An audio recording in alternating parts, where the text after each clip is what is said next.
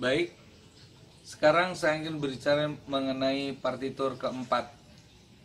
Menjawab pertanyaan who, siapa yang akan mengerjakan ini semua. Siapa yang terlibat, siapa yang jadi buyer, siapa yang jadi supplier. Kita kenali siapa kompetitor kita dan seterusnya. Jadi who pertama adalah who kita. Kita ini saya bagi menjadi 5. Jadi ada yang bergerak di POM, Production and Operation Management, bergerak di Human Resources Management, para guru, para motivator, ada di pesantren, ada di sekolah. Ketiga ada di R&D Management. Yang keempat adalah Financial Management. Saya berpikir nanti menjadi crowdfunding saja, crowdfunding UKM kalau bisa, karena UKM diam-diam juga banyak duitnya. Kelima adalah Marketing Management dan IBM, International Business Management. Jadi 5 ini harus disatukan. Selama ini kan pecah sendiri. Pabrik punya siapa, kebun punya siapa, sekolah bikin sekolah tapi tidak terkait. Ada R&D, riset, lead bank milik ya hanya mainan saja. Keuangan dikuasai oleh perbankan yang sebetulnya tidak pro kepada growth, tidak pro kur. Dan kelima ini marketer juga bukan kita, tapi malah orang lain, negara lain. Dan ini menjadikan ini diadu domba. Sekarang kita satukan menjadi satu Indonesia Incorporated yang dilakukan oleh kita.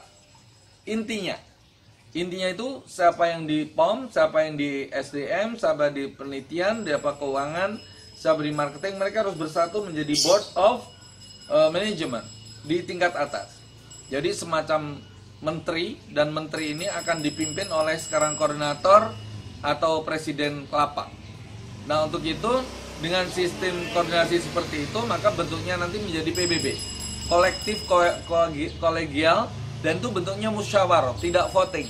Jadi nanti yang POM, Production Process Management, bercerita mengenai chain, supply chain, suka dukanya apa saja, dimengerti oleh para guru motivator untuk mendidik didikannya agar aktif di agro. Agronya ada 5, yaitu agrofishery, perikanan, agroforestry perhutanan, agrohusbandry peternakan, agriculture pertanian perkebunan termasuk di kelapa dalaman, dan agrotourism. Dan ini semua adanya di desa. Jadi jangan hanya Bali saja. Setiap provinsi kabupaten punya tempat-tempat untuk education center sebagai sekaligus menjadi leisure center. Jadi tourism. Tinggal nanti bentuknya dikasih spesial apa, sehingga yang belajar itu bukan dari luar negeri saja tapi dari dalam negeri. Jadi anak-anak sekolah itu tidak harus di kelas, jadi field school ya, vocational school, homeschooling itu bisa di situ. Itu akan mengurangi biaya pendidikan sebetulnya, karena tidak harus belajar di sekolah, tapi di desa-desa itu terjadilah sekolah-sekolah alam yang membuat lebih link and match. Sekarang ini bikin SMK otomotif. Ngapain? Karena kalau otomotif kan industrinya Jepang, dia hanya jadi kuli bengkel. Sedangkan ini anak petani kita didik menjadi pelaksana, pemilik pelaksana, eksekutor dari kebun bapaknya, pabrik bapaknya. Ketika mereka mau kuliah, kita kuliahkan sampai S3. Dia nggak akan meninggalkan desanya. Desa tidak akan kosong karena desa itu akan dibangun oleh mereka sendiri. Seperti itu. Jadi pertama adalah kita sendiri. Who berikutnya adalah mitra, partner. Kita nggak bisa hidup di dunia ini sendiri. Partner itu dari mana? Partner itu dari orang yang berkaitan dengan 5 pilar usaha tadi, yaitu Production Process Management, SDM, Research, Keuangan, dan Marketing. Kita bersatu untuk membentuk tas atau quality sector group di setiap kabupaten, kemudian di kabupaten itu mikro, provinsi meso, sedangkan di nasional itu makro. Nah, orang ini tugas orang-orang di makro itu memang harus meninggalkan sifat egoisme. Tidak ada urusan dengan aku paling kaya sendiri, tidak. Pasti kaya yang di semua tempat pasti kaya.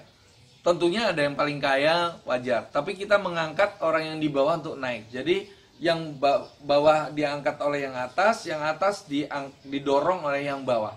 Sehingga nanti sejahtera semua. Target saya minimal 1 orang per kapita per bulan itu 10 juta rupiah. Apakah bisa? Menurut hitungan bisa. Dan kalau kita bandingkan dengan perusahaan besar yang ada di dunia, misalnya Unilever, mereka jualan kecap saja, kecap Cabango 7 triliun setahun. Lucu kan? Gulanya dari orang Indonesia, kemudian di pabrik yang buat orang Indonesia, yang membeli orang Indonesia untuk kecap, untuk sate, untuk tongseng, dan sebagainya. Belum sabun, dan lain-lainnya. Jadi ini WHO yang berikutnya adalah WHO dari mitra. Nah, mitra ini berikutnya adalah mitra di luar negeri. Ketika kita bicara marketing, maka saya ingin betul-betul ingin kita membuat international joint venture. Kita kirim anak-anak didik kita yang masih muda-muda itu menjadi eksekutif di negara sasaran. Minimal jadi direktur di sana, minimal jadi manajer. Manajer itu dipegang anak-anak itu. Jangan kita jadi TKW, cuma jadi pembantu, ini gimana? Merendahkan bangsa kita. Jadi sebaiknya TKW-TKW yang sudah pernah di luar negeri itu kita rekrut kembali, dia masuk sudah ngerti bahasa negara sasaran, sudah kultur, tapi bukan sebagai tukang cuci, bukan sebagai pembantu. Dia menjadi bagian dari IJV tersebut.